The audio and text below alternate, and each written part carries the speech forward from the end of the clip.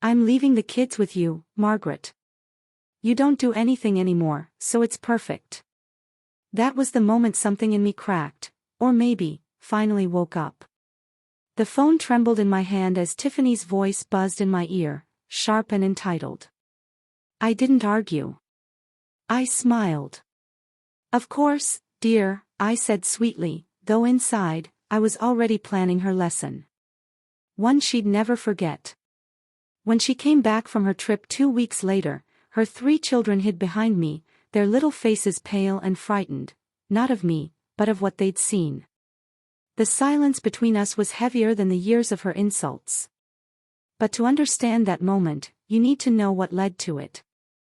I had been retired exactly 2 days.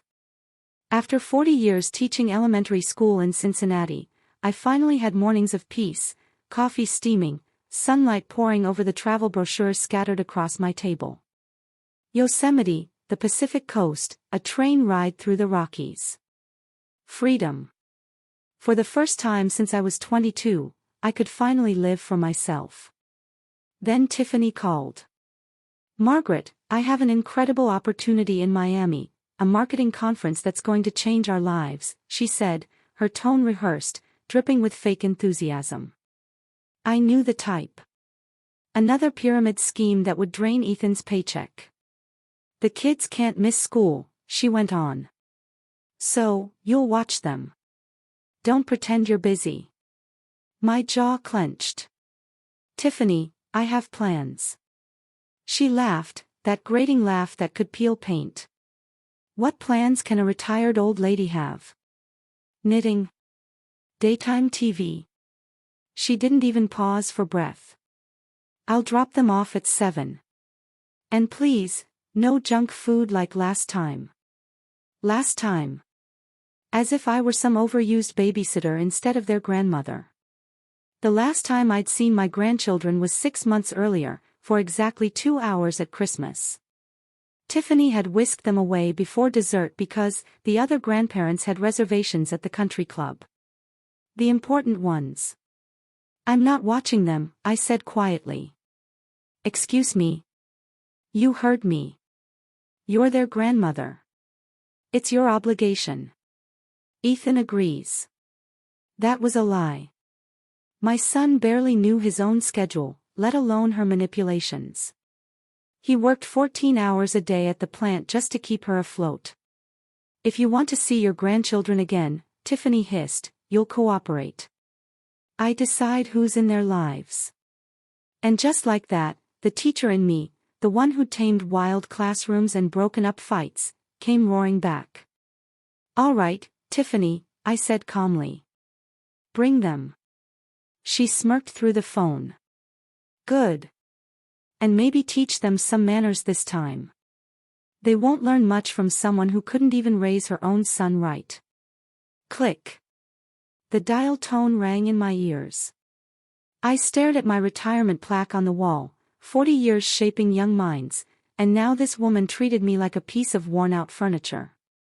If only she knew how dangerous it was to underestimate a woman who'd spent her entire life teaching lessons.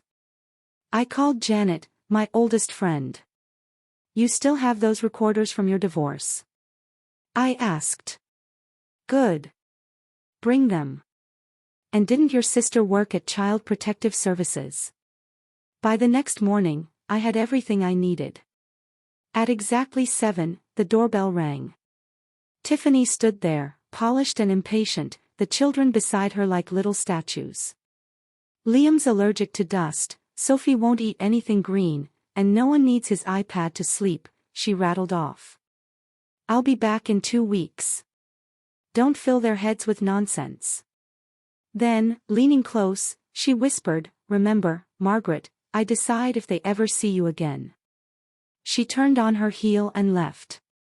No hugs, no goodbyes. Just the sound of her SUV purring down the driveway. The children stared at me. Liam's thumbs tapped furiously at his phone. Sophie scowled like she was being punished. Noah wandered off asking for Wi-Fi. I smiled. Well, I said, clapping my hands softly, we're going to have a wonderful time.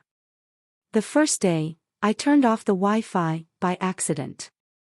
The second, I suggested we bake pies instead of ordering takeout. By the third, Sophie asked me to braid her hair like I used to braid my students. On the fourth, Liam followed me into the garden and asked how to plant tomatoes. By the fifth, Noah was drawing pictures of all of us, together. It was working. At night, when they slept, I reviewed the recordings. Tiffany's phone calls, screaming at Ethan, threatening to use the kids to control him, bragging about faking receipts for school tuition to pay for designer handbags. Every word preserved neatly in my folder. Janet's sister from CPS confirmed what I suspected: neglect, manipulation, emotional abuse. The kind that leaves invisible bruises. 2 weeks later, Tiffany came back, tan and smug. She walked into my living room with her phone raised, ready to criticize something. But her smile faltered when she saw her kids run to me, clinging to my legs. "Mom," Liam said quietly, "we don't want to go home." The silence that followed could have cracked glass. I handed Tiffany an envelope. Inside, printed transcripts of every call, every threat, every lie. "You'll want to sit down before you read that," I told her. Her face drained of color. I stood, steady and calm, the way I used to when disciplining unruly parents. "You were right, Tiffany," I said softly. "I don't do anything anymore. But when I do, I make it count." And that was the day Tiffany Clark finally learned the hardest lesson of her life: never underestimate a retired teacher with time, evidence, and love on her side. The company went under. Tiffany's voice came through the phone, sharp and impatient. "Another one of those scams," I muttered, already knowing what was coming. "We urgently need that money, Margaret. You'll get it back, with interest." Interest. That word tasted bitter. It had been 2 years since that promise, and not a single cent had returned. My roof still leaked, the plaster sagged, and every rainfall turned my living room into a maze of buckets.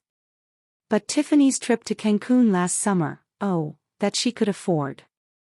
"Grandma. Where's the Wi-Fi?" Liam's voice jolted me out of my thoughts. The 12-year-old stood with his phone like it was a life support machine. "The modem's broken," I said. A lie. I had unplugged it myself. "What? No way. Mom. Mom," he shouted, as if Tiffany would appear out of thin air to rescue him.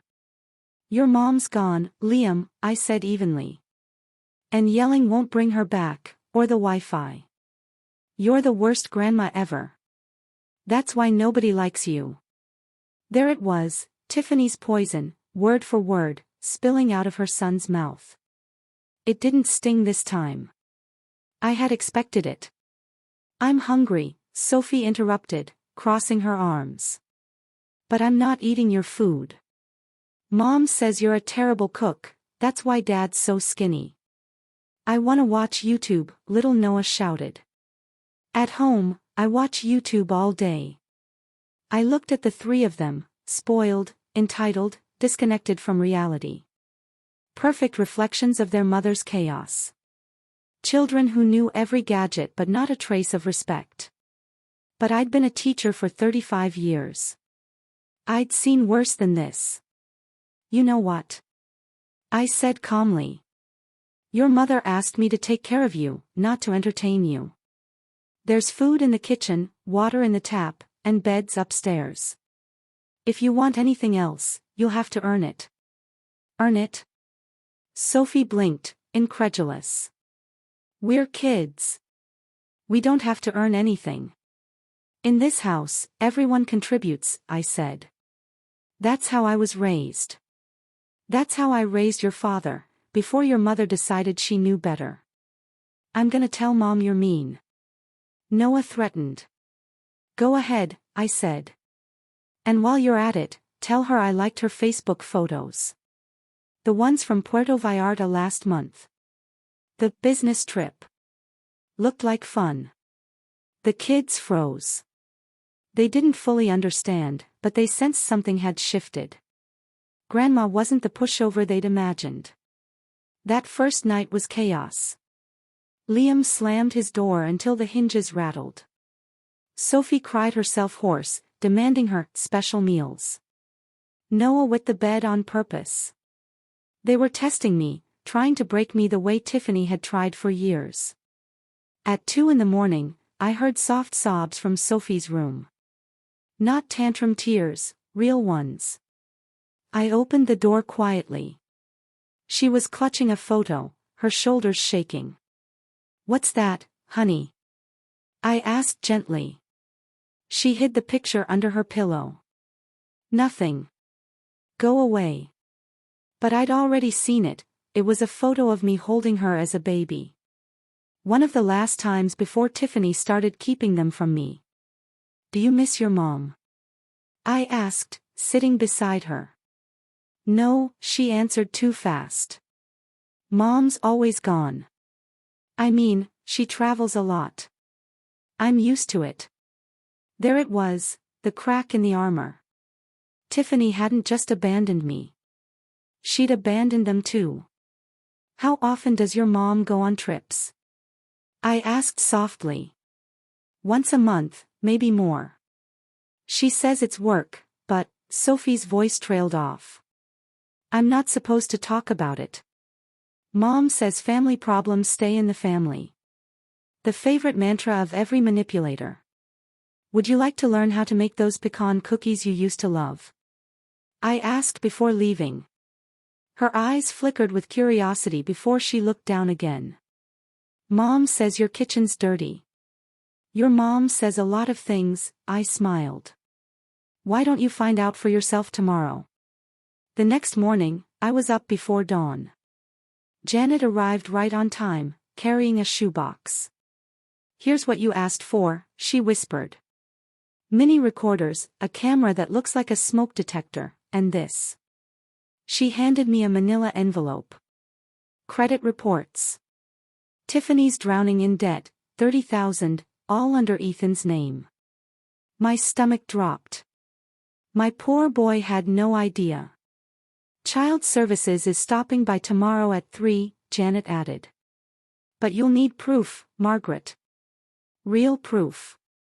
"Oh, I'll get it," I said. "Every last piece."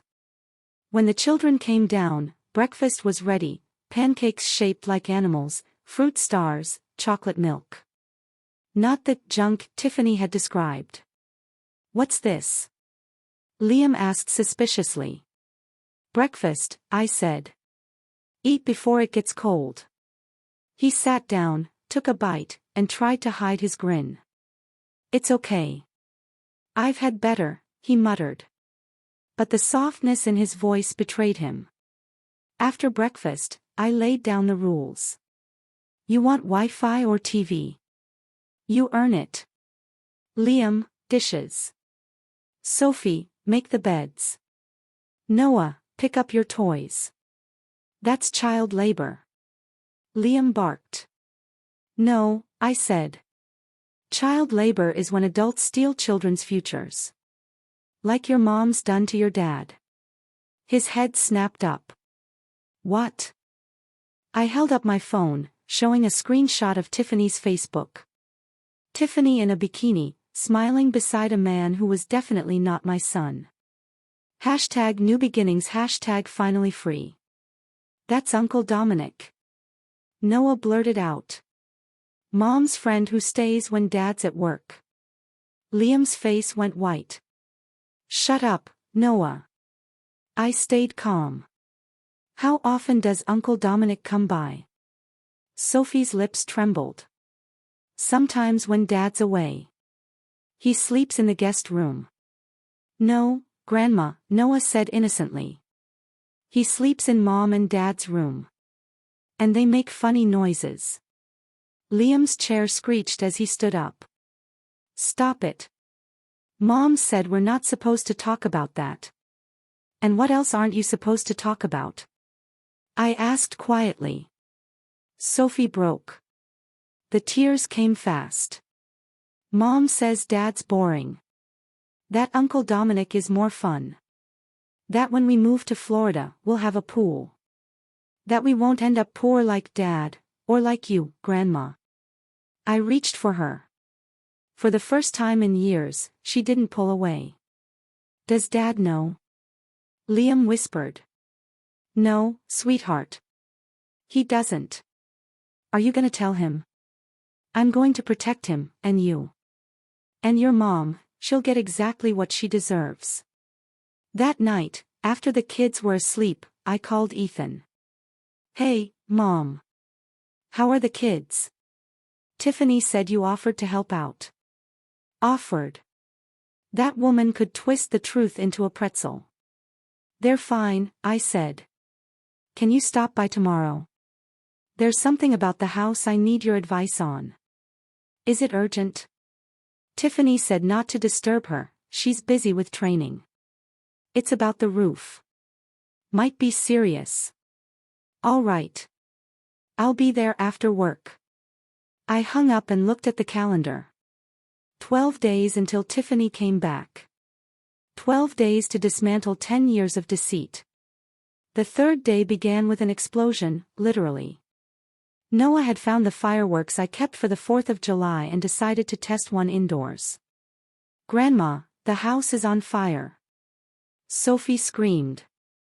I grabbed the extinguisher and doused the flames before they spread. Smoke filled the kitchen. Noah stood in the middle of it, laughing. It's fun. Like on YouTube. You could have burned the house down. I yelled. So what? It's ugly anyway. Mom says when you die, she's selling it to buy us a better one. There it was again, pure venom from Tiffany's lips. But this time, I didn't feel hurt. I felt steel. You're right, I said calmly. It's old. You know why? Because this is where I raised your father alone after your grandfather died. In this kitchen, I made 1,000 lunches so your dad would never go hungry. In this ugly house, I taught him what love and hard work mean. Noah's grin vanished. And if your mother thinks she's getting this house, I said, meeting his eyes, she's wrong. Because I changed my will yesterday. When I'm gone, this home goes to a foundation for orphan children. The boy stared at me, speechless. Somewhere deep inside, I saw the first spark of understanding. War had been declared, but this time, I was ready. And unlike Tiffany Clark, I knew how to win a battle without ever raising my voice. Children who would actually appreciate having a roof over their heads, that's who would deserve the things I've worked for. You can't do that. Liam shouted, storming down the stairs. His face was red, his voice cracking with outrage. That house is our inheritance. Inheritance? I turned to face him slowly. You, who never visit, who speak to me like I'm a stranger, who treat me like a maid, want an inheritance. Mom says it's our right. I took out my phone, pressed play, and their own voices filled the room, the recording I had made during dinner the night before.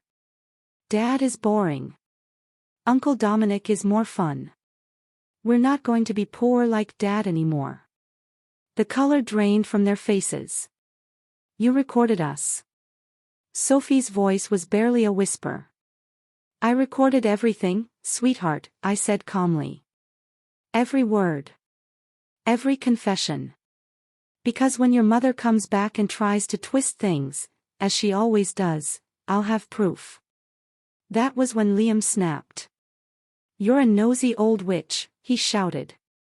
That's why Dad never comes around. That's why Mom can't stand you. You're bitter and jealous because no one wants you. He started grabbing things, my vase, the picture frames, my retirement diploma, and smashing them on the floor. Sophie joined in, running to the kitchen and hurling plates against the tiles. If you don't give us Wi-Fi right now, she screamed, we're going to destroy your whole house. Noah, desperate not to be left out, yanked the photo albums off the shelf, ripping out the pages one by one.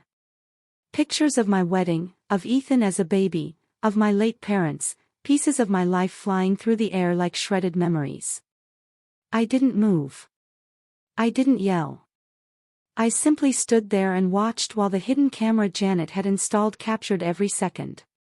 When the storm finally passed, the three of them collapsed amid the wreckage, panting, their faces streaked with sweat and tears. "Are you done?" I asked quietly. They looked up, startled by my calmness. "Good," I said. "Because now you're going to clean up every last bit of it. And while you do, I want you to think about this. Your mother left you here because she doesn't love you the way a mother should. If she did, she wouldn't have run off to Miami with Uncle Dominic. If she did, she wouldn't use you as weapons against your father. If she did, she wouldn't fill your heads with hatred for the only person who's ever truly cared for you. You don't care about us." Liam shouted, voice trembling. "Oh no." I reached into a drawer and pulled out 3 passbooks. "Who do you think convinced your father not to sell this house when he lost his job 3 years ago? Who lent him money for your tuition when Tiffany blew through the savings on her vacations?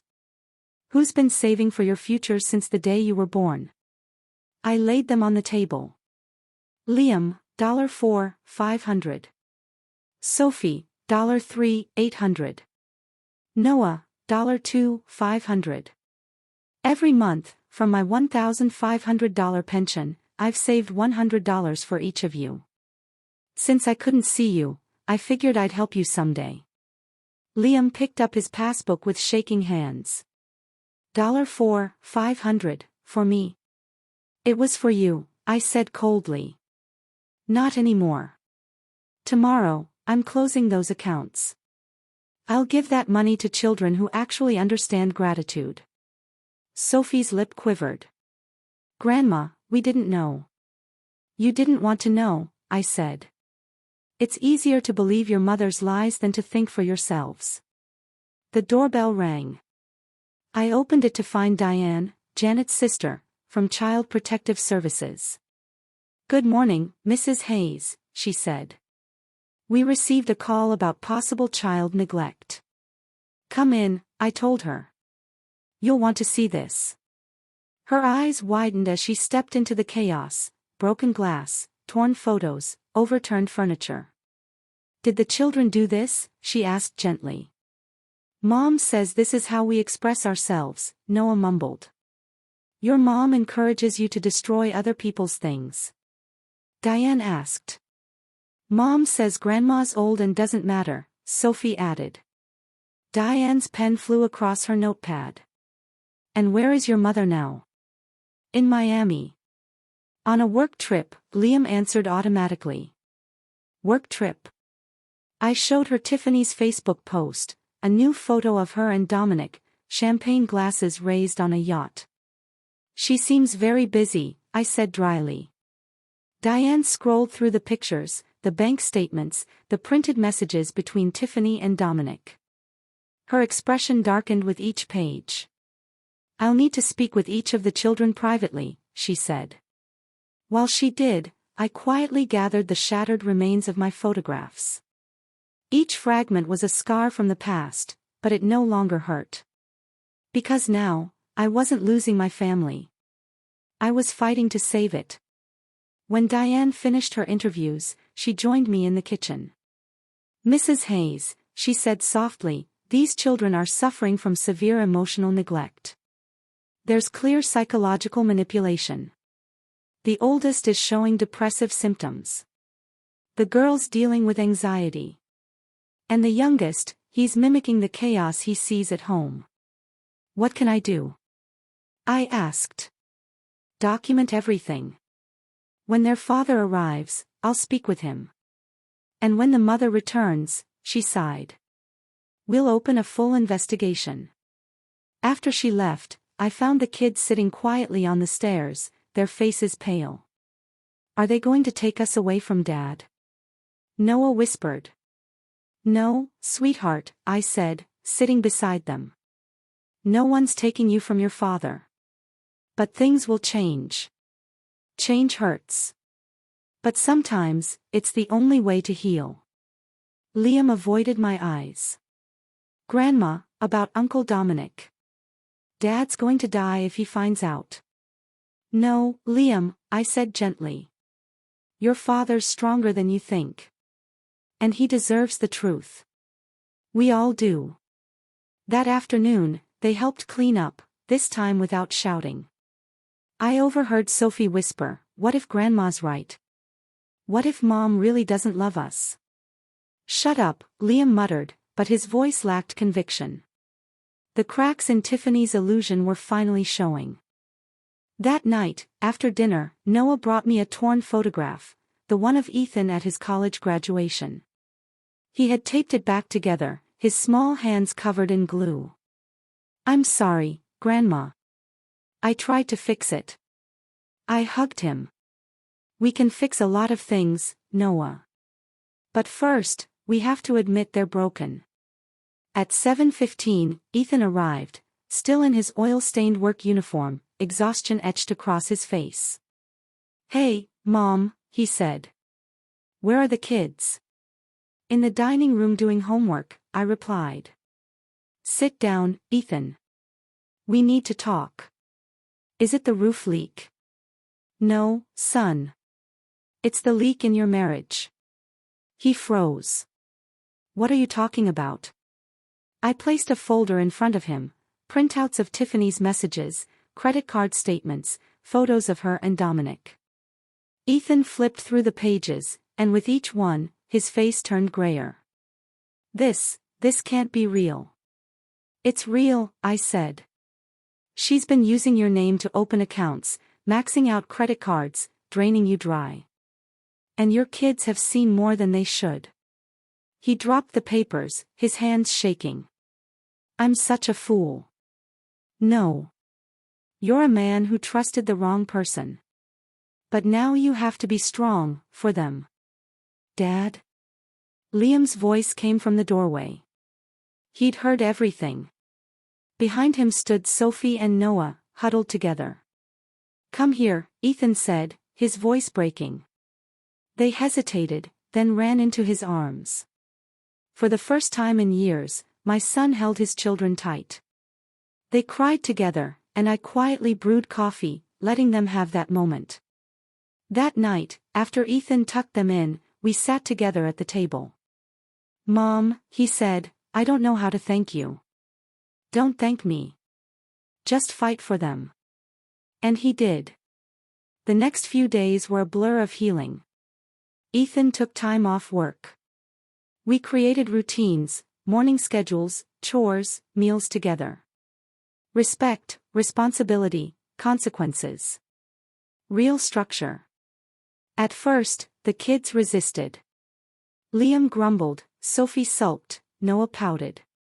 But slowly, they began to change. By day 5, Sophie asked to learn how to bake cookies. "Grandma," she said while rolling the dough, "why does Mom hate you so much?" "She doesn't hate me, honey," I said gently. "She fears me. Because I remind her of everything she chose not to be." By day 7, Liam asked, "Why didn't you ever defend yourself?" "Because I thought silence meant peace," I said.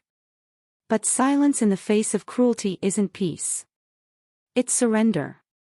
And I'm done surrendering. By day 8, Noah drew a picture of our family, Ethan, the kids, and me in the middle. Tiffany wasn't in it. "And your mom?" I asked softly. "She's always on a trip," he said. "But you're always here." That night, Ethan apologized. "I failed you as a son." "No," I said. "I failed you as a mother. I should have taught you to see manipulation for what it is. But it's not too late to learn." On the 9th day, the kids surprised us with dinner, homemade, messy, heartfelt. "It's to say thank you," Liam said shyly. "For not giving up on us." Afterward, Ethan looked at his phone. Tiffany texted. "She'll be here in 5 days." "Ready for what?" Sophie asked. He looked at me. "It's time to tell them," I said. "Kids," Ethan said, when your mom comes back, things are going to change. I'm filing for divorce." They didn't cry. They didn't scream. Noah only asked, "Will we still see Grandma?" "You'll live with me," Ethan said, smiling faintly. "You'll see Grandma every day." That night, as I tucked Noah in, he whispered, "Grandma, you know what? I don't miss the iPad anymore." It was a small thing, but small things are how healing begins. 5 days left until Tiffany's return. 5 days until she'd walk into a house she no longer controlled. Because when she came back, she wouldn't find the broken family she'd left behind. She'd find a new one, united, unshakable, and ready for the fight she thought she'd already won. Leo didn't want to be left out. He took out a small drawing from behind his back. It was a picture of the whole family, me, Michael, Aiden, Chloe, and him, standing in front of the house, surrounded by flowers. Above us, in his uneven 7-year-old handwriting, he had written, "Real love lives here." I couldn't speak. My throat was too tight with tears. So I just hugged him, all of them, as tightly as I could. That night, as the house quieted, I stood by the window looking out at the garden, the same garden where everything had once fallen apart, now blooming brighter than ever. And I thought to myself, the greatest lessons aren't taught in classrooms. They're lived, every day, through love, courage, and forgiveness. Because in the end, love didn't just win. It rebuilt us.